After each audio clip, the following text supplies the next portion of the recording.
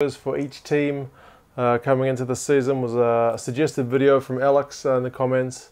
So I thought I'd have a look, kind of do a bit of a summary on the main movers for each team in and out. And when I say transfer, some guys have come in from other teams.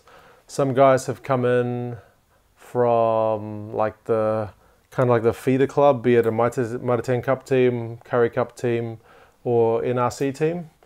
And yeah, some guys back overseas, some guys back from injury, so it's a real mixed bag. But we will have a look who I think the main movers and shakers are. So for the Blues, the big loss for them this season was Charlie Faumuina, a big kind of threatening, imposing All Blacks prop that nobody wants to get tackled by and nobody wants to scrummage against.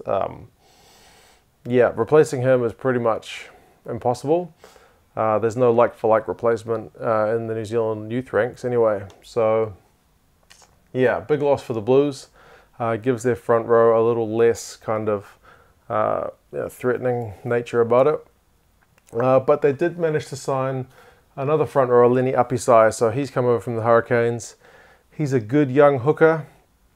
And I think with James Parsons, who's been kind of the main guy for the Blues for a number of seasons now, he's not getting any younger. Having a guy who's at the younger end of the scale, who can kind of sit below Parsons for a while, gain some experience, and then take the top job as Parsons gets a bit older, I think now is the time to do it. Get him involved in the systems, get him in the team, get him some experience. For the Brumbies, so they've lost Scott Fardy. I was kind of deciding between him and Chris Alcock as who was the main loss. But I've gone with Fardy just because he was a real gritty, not dirty, but he did give away a lot of penalties. He was always on the edge of, of giving away penalties or pulling off a magic play. Getting in guys' faces, making them feel uncomfortable was his job, and he did it pretty well. He was also a good tackler, ran with the ball, jumped in the line out, so a very good all-round player. Pity that they've lost him, but they've gained Nasarani, who was the Western Forces Player of the Year last year for good reason. He had great runs, tackle busts, tackles. Yeah, he's just a very good player. So he's got a good work rate. I think he'll do good things for the Brumbies. He's probably improved their squad a bit. Some of these squads, I think, are for the most part, I think they're improved. Some of them are kind of unchanged. Yeah, some of them you can see the name going out is bigger than the one coming in. Like for these, maybe the Blues lost a bit there. The Brumbies, I think, kind of get a bit of a win. Even though they're losing Fardy, Nasarani is a very good acquisition, especially at his age. For the Bulls, so they've lost Jan Serfontein. Massive loss, I think. Really talented player. He did everything. So gifted. He could do offloads, good runs, moves, set up plays. Just, yeah, one of the best players I've seen play for a long time. I remember when he first kind of came on the scene, and the Bulls were traditionally known for their kind of traditional South African game. I thought to myself, he's playing for the wrong team. He's not going to get any love playing that way. But I mean, he still showed his stuff even at the Bulls, who've not always stuck to their traditions in later years. So yeah, he's still got his chance to shine in both the Bulls and the Springboks jerseys. They've brought in Imbros Poppaea, who's a young halfback or scrum half. I haven't seen that much of him, but he looks quick, and he's really highly rated by the coach John Mitchell. So I think he'll get a chance if he can develop him. He could be a guy with all that potential that he can fill out. Whether he does it or not kind of remains to be seen. Depends how they manage him. But yeah, he looks to be a quality player. If Rudy Page is going to be out, then you better have somebody good coming in. The Chiefs is one team where I looked at the trades and I was kind of like, you lost in terms of players going out and players coming back in. So they've lost Aaron Cruden. I could have mentioned, James Lowe, Tawera Kubalo, Hika Elliott. They lost a lot of key players. they've brought in some guys from the Mitre 10 Cup, and they've brought in Marty McKenzie. I've put Marty McKenzie here. I mean, if you don't know Aaron Cruden, by the way, you know, All Blacks number 10, runs the show, been running the Chiefs backline for a number of years now, a very good player. Very big boots to fill, but they've got Damien McKenzie there, so he's got that shadow to kind of come out of. Marty McKenzie, speaking of coming out from the shadows, is Damien's older brother, and not as highly regarded as Damien. But he's a solid all-round player. I think he's underrated, partially because of how well his brother's been performing. So every time I've seen him, whether it's at Mitre 10 Cup or at Super Rugby level, yeah, he does the job. He's kind of like a Marty Banks style player for the Highlanders. He doesn't get maybe the credit that's due, even though he's a really solid all-round player. But yeah, Cruden for McKenzie is probably still a loss. The Crusaders in a muchly unchanged lineup. The best I could come up with the players going out is Fetu Douglas. If you missed the start of the Super Rugby season last year, you'll be thinking, who? He was kind of Kieran Reid's stand-in while Reid was, I think, on sabbatical. And yeah, he looked really good in the games that he was playing. Came over from the Waikato Mitre 10 Cup squad, but had already signed a contract to go to Italy to play rugby over there. So they got, I think, 6 games out of him. And he looked solid. I was like, man, this guy's all right. And then, yeah, the Crusaders wanted to extend him out for the season, but I think it was Benetton from Italy told him, nah, we want him now. So he had to leave. So disappointing for them. In acquisitions, I mean, aside from Ethan Blackadder, who looks pretty good, Will Jordan is a kind of New Zealand young up-and-coming fullback, outside back. Yeah, he just looks real good. Still that potential, and he's got a hard job getting into the team with like the likes of Havili out there, but yeah, if he can get some game time, I'm excited to see how he does at kind of this level. Next row, so the Highlanders, they've lost Vicky Toa, All Blacks midfielder for a long time, one of their kind of big names. Like the Highlanders, I've mentioned it a few times, and it's not an insult, but the Highlanders don't get the big name players like some of the other teams do. They've always got Aaron Smith and they've always got Ben Smith, who are kind of their 2 faces of the franchise, and Vicky Toa was another one of them. It was kind of like those guys were the top 3. And he's one of those 3s are gone. So, you know, regular All Black, kind of in and out with Crotty and Sonny Bill. I guess kind of showing the door, so he's left.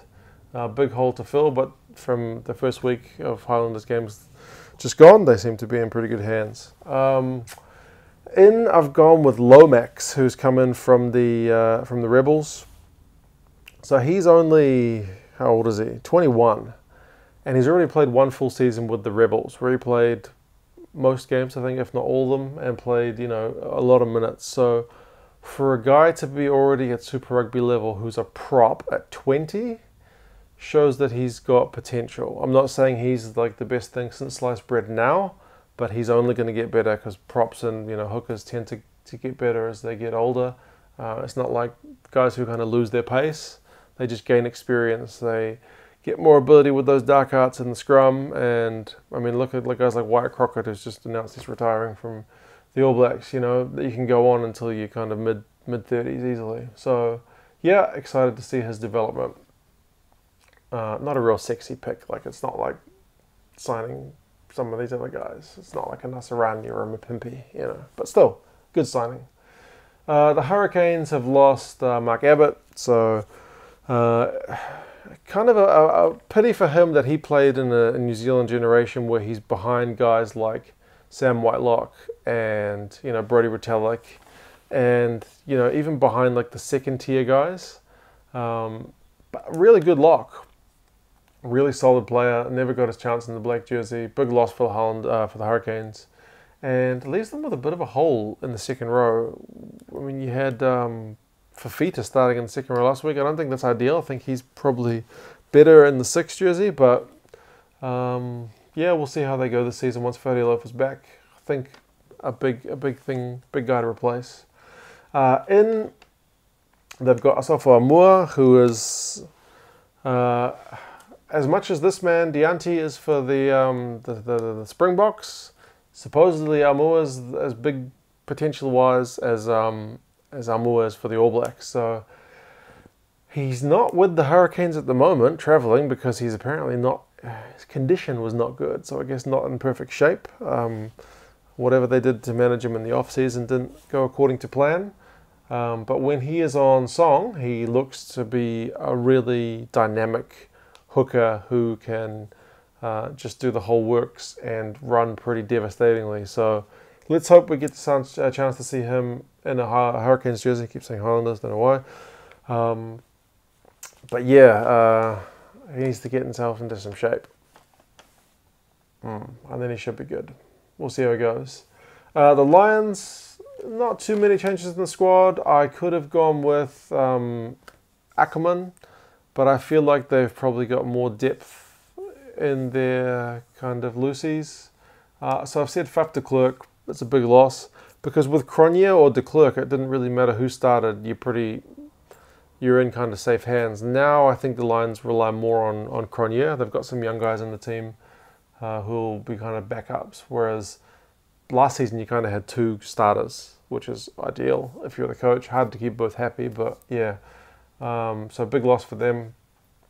And if you've been watching Super Rugby so far, I don't need to tell you anything about Deante. He's just been magic. I've put some notes for most of the players. For this guy, I just wrote his name and was like, next, move on. Like, honestly, he just looks amazing. He's quick. He's got moves. He reads the game pretty well. He can tackle. Like, if they can manage him, like people have been mentioning in the comments, if they can manage him well, develop him, don't overplay him, but give him enough minutes that he still has time to develop, things are looking very good. For the Jaguares, another squad that didn't move a whole heck of a lot. The prop Herrera's gone. You know, he's a Puma regular, big boy. I think over 6 foot, 100 and whatever, 20 kilos. So big scrummager, decent work rate, kind of a big spot to fill. Although the Jaguares scrum wasn't what it cracked out to be last season, so it might not be that big a loss. And in this guy Dalgi from, I think, Argentinian club rugby, he's been alright so far. He's kind of put Moyano out of a job. So yeah, if he can keep it up, we'll see how he goes. Scored a couple of tries on the weekend, so yeah, got a bit of potential. For the Rebels, a squad that changed a lot. I've said, oh, by the way, I could have said Kubeli for the Jaguares for the guys in, but I still think he's going to be not as dynamic a change as Dalgi. For the Rebels, you know, a lot of players come, a lot of players go on. I've put Sean McMahon. I've mentioned before that I thought he was like this guy when he came onto the scene who was just going to bust it up and be kind of a 100-test Wallaby player because he looked so good from the start. I mean, he got his chance in the Wallaby jerseys, but it's never quite gone on to that same level. Seems like a very serious man, and I don't know how happy he is, and especially last season. When asked about leaving, he kind of said that there were issues that he didn't want to go into, and he left it at that. So I don't know what the real reasons are for him leaving. Maybe he's not happy with the way things were going at the Rebels or Australian rugby in general last season. But he's gone. Big loss. Not happy, but Rebels have got a half new squad. So they've brought in Coleman. He's the new captain. Very good player. Big, strong, good in the air. Hopefully he's a good leader. In interviews I've kind of heard him say that because Guinea is there, he doesn't actually have to do that much talking, which is an interesting one. I could have mentioned Guinea as the big signing, but I think long term probably Coleman's going to be where it's at for the Rebels. So yeah, I'm not sure how much captaining he's doing if Guinea is doing all the talking, but I mean not all captains are the ones who kind of do it verbally. Some of them just do it by example, so maybe that'll be him. Right, the last 5. So out for the Reds. This was a hard one. Technically, Quade Cooper's not out because I think he's still under contract. A few other guys have left, but I've gone with Stephen Moore. I know he kind of hasn't been the Stephen Moore we all know and love for a few years now, but he's still just that guy that they all look up to. You know, he's been in the Wallabies for as long as you can remember, I think since he had hair. So Yeah, he's a loss, although he's kind of probably called it quits at the right time. And this guy's come in pretty much like for like, well, not like for like, but direct replacement. So Panga Mosa, versatile, dynamic kind of looking hooker. Played all right in the game the other day against the Rebels, but it's kind of hard to tell when they were down a man for so long. So yeah, he's still very young. How old is he? He's 22. So again, front row at 22. He's got bags of potential. We'll see how he develops and goes in the season. The Sharks. So they lost Lambie. And Lambie's been the guy for so long, but it never quite happened for him. He never had that kind of perfect season. Injuries and whatnot kind of took their toll. Been talks of the ways the Springboks were managed during his time there. Maybe he didn't get the chances he needed, but it is what it is. He's out, which is a pity because he's always been, kind of the face of the Sharks for a while now. But they've got in Mapimpi. I could have gone for Rob Dupree, being kind of replacement, same position, but I've gone for Mapimpi just for how exciting he is and kind of a dynamic ball runner. In a team which is traditionally not under Rob Dupree been like a real dynamic style team. So how he fits in there is going to be interesting, but he looked good in that first game we saw. So I'm hoping they can just let him run basically, and I think he should score some exciting tries. Next for the Stormers, so they've lost Rob Dupree. He's still fairly young. He's only like 24, so disappointing to lose him as he would be coming into kind of the peak of his career. He's gone to join his dad. He's probably been guaranteed a spot over Kieran Bosch at the Sharks, so kind of hard to hold on to him if he wants to go. But I mean, they've got a young fly half there in Philipsa who's hopefully gonna step up to the plate.